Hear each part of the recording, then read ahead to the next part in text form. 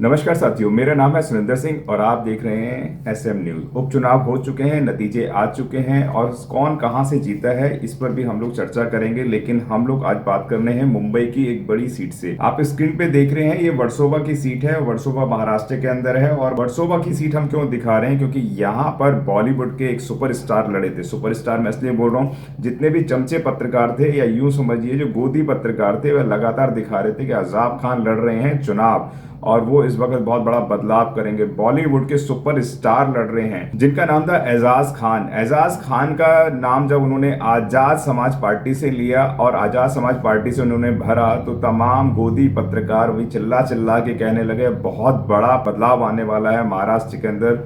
चंद्रशेखर आजाद जो नगीना सीट से सांसद हैं, उनकी पार्टी के अंदर उन्होंने नामांकन भरा था। आप समझिए कि बॉलीवुड के अंदर एकदम से बहुत बड़ा परिवर्तन दिखाने के लिए तमाम कोशिशें करनी शुरू कर दी कि एजाज खान की इतनी बड़ी तारीफ क्यों कर रहे हैं, उस पर भी जाना बहुत जरूरी है। क्योंकि एजाज खान के जो फॉलोवर्स हैं वो मैं आपको बता देता हूं। आप उनके ट्विटर अकाउंट पे जाएंगे तो 4 लाख से ज्यादा उनके फॉलोवर हैं। ट्विटर अकाउंट की बात कर रहा हूं अभी मैं। और इंस्टाग्राम की अगर बात करते हैं तो 5 लाख मिलियंस के आसपास उनके फॉलोवर्स हैं। और यूट्यूब पे भी उनके करीबन 1.5 मिलियन से ज्यादा फॉलोवर्स हैं। ये उनके फॉलोवर्स हैं। आप समझिए कि इतनी बड़ी फॉलोइंग रखने वाले व्यक्ति जो है उसकी वोट ऑफ परसेंटेज कितना होगा, उनको चाहने वाले कितने लोग होंगे, कितने प्रेमी होंगे। तो यह आज हम लोग इस वीडियो में जानेंगे कि आजाद समाज पार्टी के चहीते और बॉलीवुड के सुपरस्टार जो लोग टीवी मीडिया पे दिखा रहे थे, चिल्ला चिल्ला कर दिखा रहे थे, लेकिन एजाज खान को आपने कहाँ देखा होगा। मैंने शायद कहीं नहीं देखा है, लेकिन आप लोगों ने हो सकता है किसी टीवी में या किसी फिल्म में देखा होगा, लेकिन बिग बॉस में जरूर देखा होगा। बिग बॉस के अंदर वह कुछ हरकतें करते हुए नजर आते हैं और छोटी मोटी रीलें डालकर लोगों का एंटरटेनमेंट फन करते रहते हैं। यूट्यूब वीडियो से, इंस्टाग्राम से थोड़ी बहुत अर्निंग होती होगी। एजाज खान चुनाव में दौड़ चुके। और एजाज खान की अगर हम लोग बात करते हैं, वर्सोवा सीट की बात करते हैं, तो स्क्रीन पर आप देखेंगे, आप स्क्रीन पे देखेंगे यहाँ पे 17 लोग कैंडिडेट लड़ रहे थे। और 17 की बात अगर हम लोग करते हैं तो 17 के अंदर अगर एजाज खान का नाम आता है तो यहाँ पे 11वें नंबर पे एजाज खान आता है। और वोट और परसेंटेज की बात भी करेंगे, लेकिन उससे पहले मैं आपको बता दूं कि इस सीट के विनर कौन हुआ है। विनर हुए हैं यहाँ से हारून खान, और ये शिवसेना से जीते हैं। उसके बाद दूसरे नंबर पे जो पार्टी रही है भारतीय जनता पार्टी रही है। और उसके बाद तीसरे नंबर पे इंडिपेंडेंट जो थे वह जीते हैं, मतलब कि तीसरे नंबर पर जो आ रहे हैं राजू आए हैं। और चौथे नंबर पर संदेश आए हैं। और उसके बाद वो जो हैं महाराष्ट्र से नवनीत सेना से हैं। आप समझिए कि इंडिपेंडेंट का व्यक्ति भी यहाँ पर बहुत अच्छे तीसरे नंबर पोजीशन पे आ रहा है, लेकिन एजाज के आज 11 और 12 नंबर पर आ रहे हैं। और वोट कितने पड़े उनको वो भी जान लीजिए। वोट मैं आपको बताऊंगा, स्क्रीन पर आप देख सकते हैं। एजाज खान को मात्र 155 वोट पड़े हैं।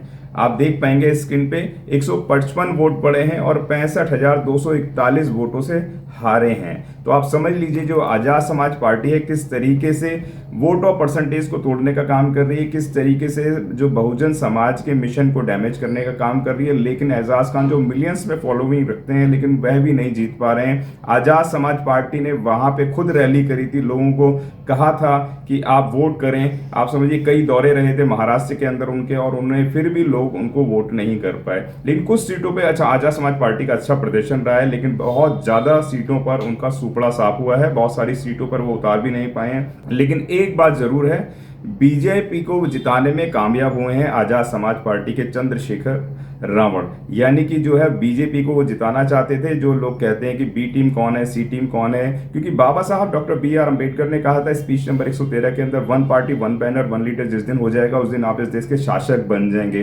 काशीराम साहब ने कहा था कि मेरे जाने के बाद अगर कोई भी आपके घर पर नीला झंडा हाथी निशान लेकर आ जाए तो आप उसको वोट कर दीजिएगा।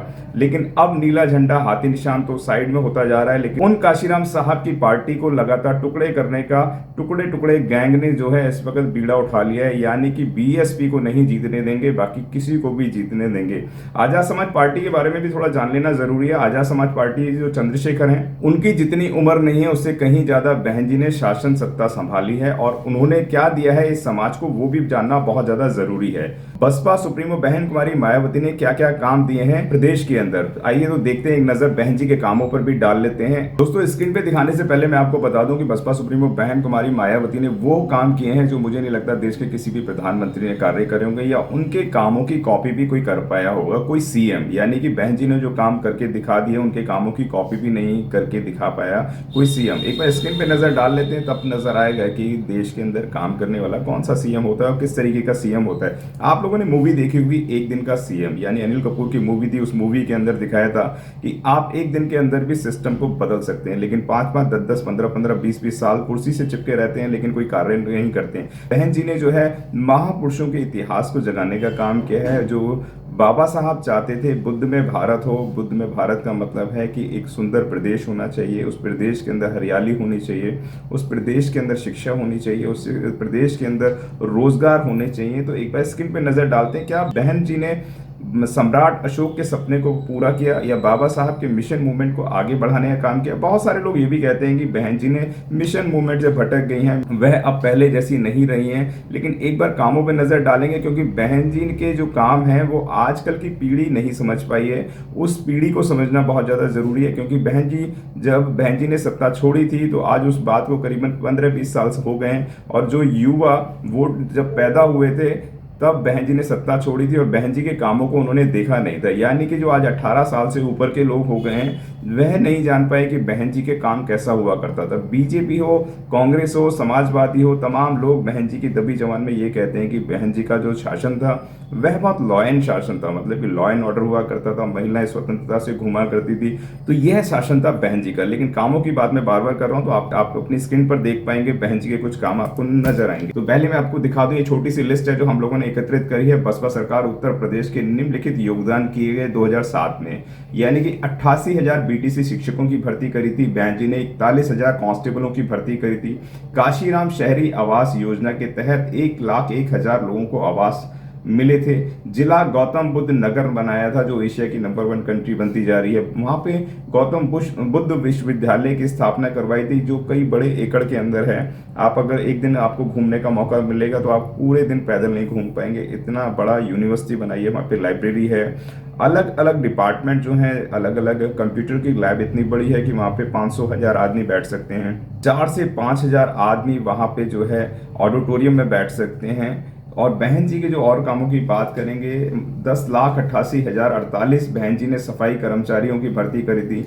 बुंदेलखंड में ITI पॉलिटिकल की स्थापना की थी। महामाया तकनीकी विश्वविद्यालय गौतम बुद्ध नगर की स्थापना करी थी। गरीब बस्तियों के अंदर 2,000 सामुदायिक केंद्र खोले थे जिसके अंदर गरीब लोग अपने बेटियों के, अपने बच्चों की शादी विवाह कर सकें, या कोई आपका सम्मेलन होता है, जन्मदिन पार्टियां होती हैं, या महापुरुषों की कोई सभा करनी है, कोई भी किसी भी तरीके से इस्तेमाल कर सकता है। इसमें उन्होंने कार्य करा था।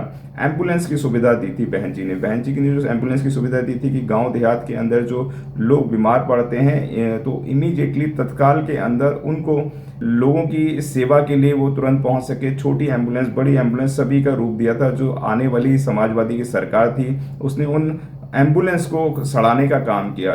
आपने देखा भी होगा, सुना भी होगा। आगे मैं बात करता हूं तो प्रदेश के 20 जिलों में अम्बेडकर पीजी छात्रावास की स्थापना की थी। यानी पीजी छात्रावास का मतलब समझिए कि वहां पे गरीब लोग अपने बच्चों को पढ़ा सकते हैं, यानी कि वह वहां पे उनको मुफ्त शिक्षा मिलेगी। और अगर शिक्षा का कोई शुल्क भी होता होगा तो 100, 200, 500, 1000 रुपए तक होता होगा, जो साल भर के अंदर या कुछ देना पड़ता होगा। इस तरीके से बहन जी ने एजुकेशन के ऊपर बहुत जबरदस्त काम किया था। जो केजरीवाल सरकार आज लगातार ये कह रही है उनका कोई स्कूल निर्माण तो नजर नहीं आता है, लेकिन बिल्डिंगों को रंग पेंट कर कर ही दिखाना, बार बार कि आज हमने हाईटेक बना दिया है, वर्दियों को बदल देना, नए टीचरों की भर्ती नहीं करना, या पुराने जो शिक्षक हैं उनकी पेंशन वगैरह को रोकना, इस तरीके का काम दिल्ली सरकार ने करा है। दिल्ली सरकार ने एक काम जरूर करा है, वह काम करा है लोगों को पंगु बनाने का काम किया है। पंगु का मतलब होता है कि लोगों को फ्री बिजली देने का काम किया है उन्होंने। फ्री में महिलाओं को, अरे भाई पुरुष भी तो बसों के अंदर फ्री घूमना चाहते हैं, उनको क्यों नहीं आप फ्री देते हैं? तो ये फ्री का